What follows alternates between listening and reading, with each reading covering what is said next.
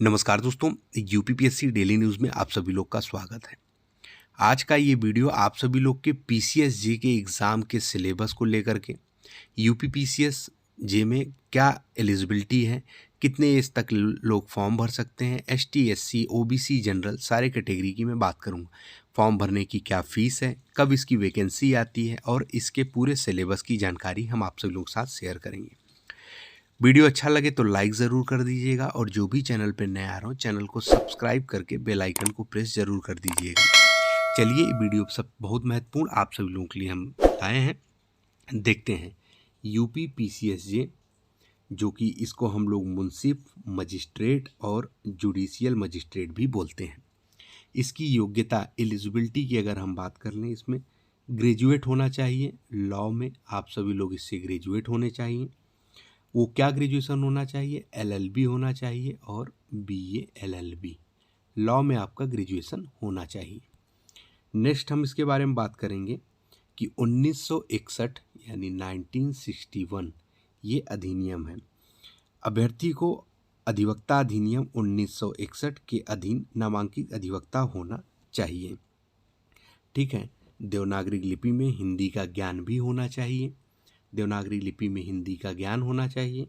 साथ ही में बात करेंगे इसके एज की। एज की बात करेंगे तो इसमें जो एज होना चाहिए वो 22 साल से 35 साल तक एज होनी चाहिए। सैलरी की अगर बात करें इसमें, तो सैलरी की बात करें तो 60,000 रुपये इसमें सैलरी दी जाती है। सैलरी इसमें 60,000 रुपये है। इसमें 3 महीने की ट्रेनिंग होती है, 3 माह की ट्रेनिंग होती है। ठीक है। कहाँ पे ये ट्रेनिंग होती है? आपकी लखनऊ में। ये ट्रेनिंग होती है लखनऊ में। और इसमें 60 दिन की ट्रेनिंग यानी 2 महीने की ट्रेनिंग डिस्ट्रिक्ट कोर्ट में होती है। 2 माह की ट्रेनिंग आप सभी लोगों की डिस्ट्रिक्ट कोर्ट में होती है। ठीक। आगे की जानकारी इसमें ये है। देखिए, जनरल के लिए इसमें जो आवेदन शुल्क है, आवेदन शुल्क की बात कर रहे हैं हम। जनरल के लिए आवेदन शुल्क 125 रुपये है। उत्तर प्रदेश लोक सेवा आयोग के द्वारा ये भर्ती निकाली जाती है। जनरल और ओबीसी के लिए आपकी यही शुल्क है।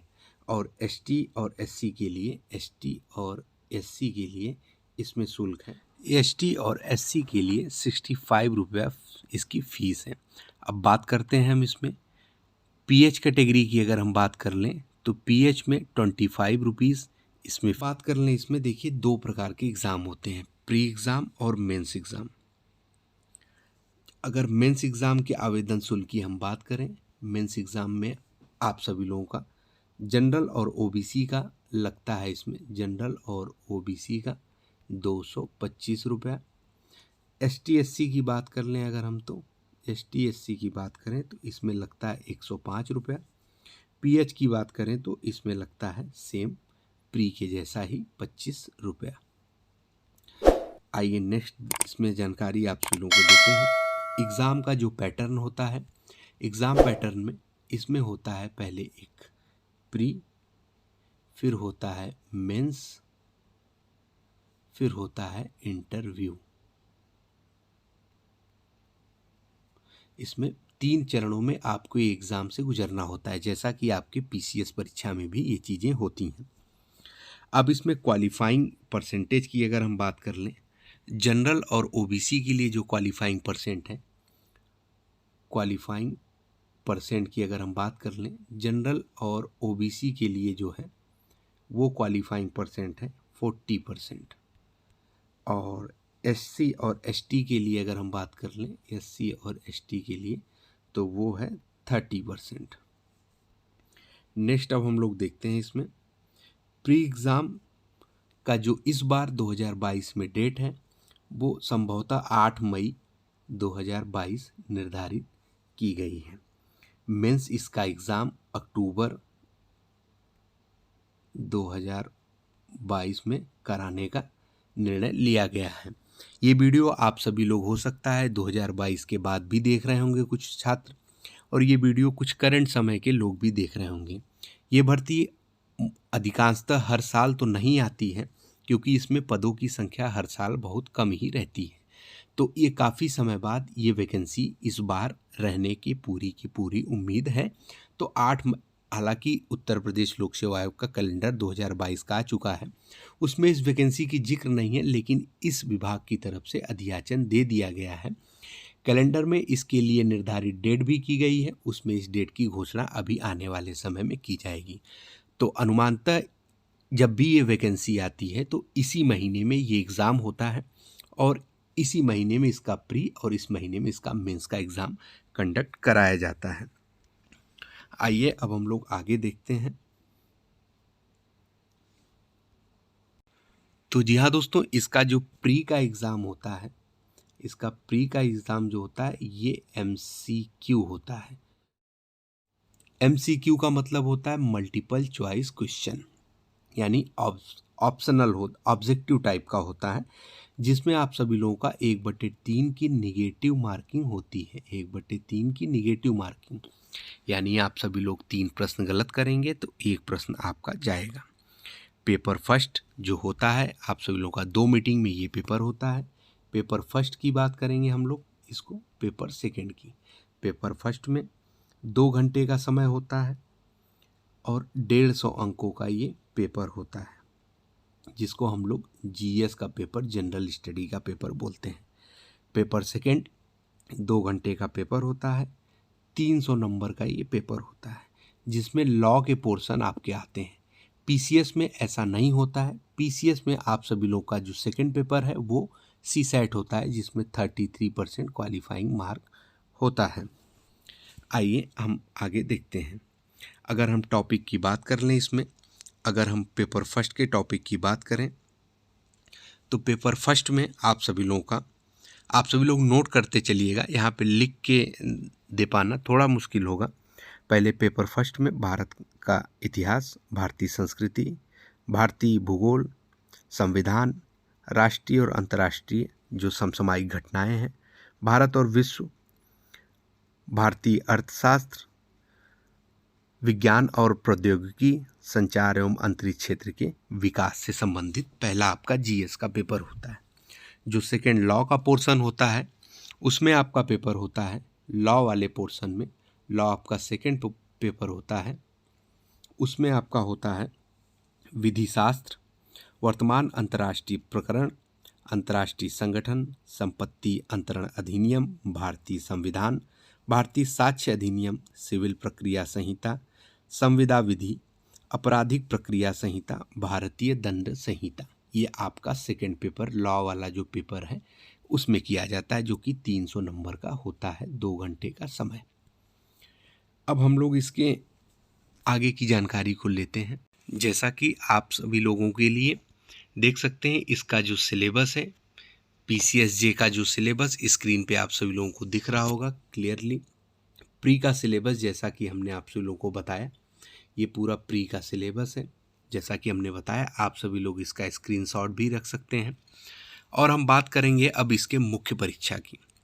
मुख्य परीक्षा की बात करें तो 200 नंबर का आपका पहला प्रश्न पत्र होता है, जो कि सामान्य ज्ञान का होता है।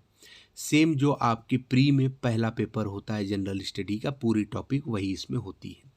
प्रश्न पत्र संख्या 2, इसमें दूसरा पेपर जो मेंस में होता है, यह प्रश्न पत्र भी 200 अंकों का होता है, जिसमें पहला आपका अंग्रेजी में एक निबंध होगा, अंग्रेजी में सार लेखन है, और हिंदी से अंग्रेजी में परिच्छेद का अनुवाद है, अंग्रेजी से हिंदी में परिच्छेद का अनुवाद है, जो कि 60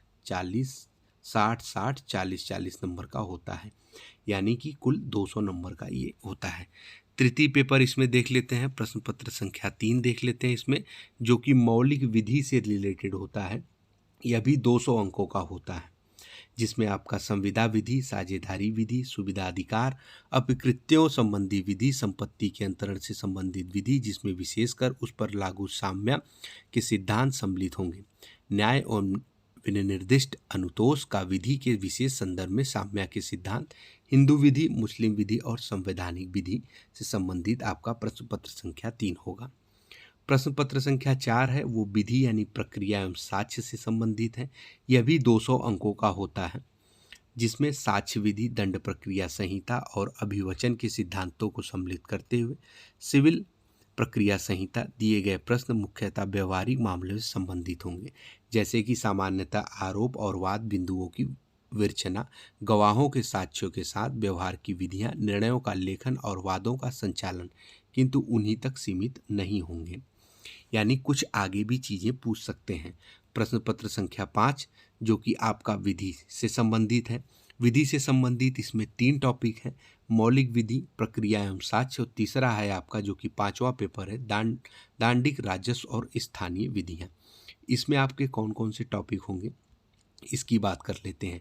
200 नंबर का आपका 5वां पेपर भी होता है, जिसमें भारतीय दंड संहिता, उत्तर प्रदेश जमींदारी विनाश और भूमि व्यवस्था अधिनियम 1951, उत्तर प्रदेश शहरी भवन किराए पर देने, किराए पर बेदखली का विनियम अधिनियम 1972, उत्तर प्रदेश नगर पालिका अधिनियम, संयुक्त प्रांत पंचायत राज अधिनियम, उत्तर प्रदेश जोत चकबंदी अधिनियम 1953, उत्तर प्रदेश नगर योजना और विकास अधिनियम 1973। उक्त अधिनियमों के अधीन बनाए गए नियमों के साथ संबंधित ये होता है। आपको बता दें, स्थानीय विधियों के प्रश्नों के उत्तर अनिवार्य होंगे। दंडी विधियों के संबंधित प्रश्न 50 अंकों के होंगे, जबकि राजस्व और स्थानीय विधियों के प्रश्न 150 अंकों के होंगे। फिर आता है तीसरा स्टेज आप सभी लोगों का साक्षात्कार यानी इंटरव्यू, जो कि 100 अंकों का होता है, जिसमें आपकी साक्षात्कार जो होता है उसमें जो चीज़ें आयोग के पैनल जो बैठी रहती है उसके द्वारा प्रश्न पूछे जाते हैं, जिनमें अगर इसके नोटिफिकेशन के तहत अगर बात कर लें तो इसमें बताया जा रहा है कि उत्तर प्रदेश न्यायिक सेवा में नियोजन के लिए अभ्यर्थी की उपयुक्तता का परीक्षण उसकी क्षमता, चरित्र, व्यक्तित्व और शारीरिक श्रेष्ठों पर सम्यक ध्यान देते हुए उसकी श्रेष्ठता के संदर्भ में किया जाएगा। यानी कि एक नॉर्मल जानकारी आप सभी लोगों से, जैसा हर एक इंटरव्यू में आप सभी लोग इंटर में गए होंगे, ग्रेजुएशन में जैसे वाइवा होता है सेम उसी प्रकार से, बस लेवल थोड़ा सा बढ़ा हुआ होता है। उस प्रकार से आप भी बढ़े हुए होते हैं जब वहाँ आप पहुँचने के काबिल हो जाते हैं। तो ये आप सभी लोगों के लिए एक छोटा सा वीडियो PCSJ यूपी PCSJ का सिलेबस, क्या फीस है, क्या सैलरी है, कौन से लोग भर सकते हैं, क्या योग्यता है, सारी चीज़ें आपको बताई गई। वीडियो अच्छा लगे तो लाइक ज़रूर कर दें। चैनल की तरफ से ऐसे ही महत्वपूर्ण वीडियो जानकारी आप सभी लोगों को दी जाती है। तो जी हाँ दोस्तों, बहुत बहुत धन्यवाद।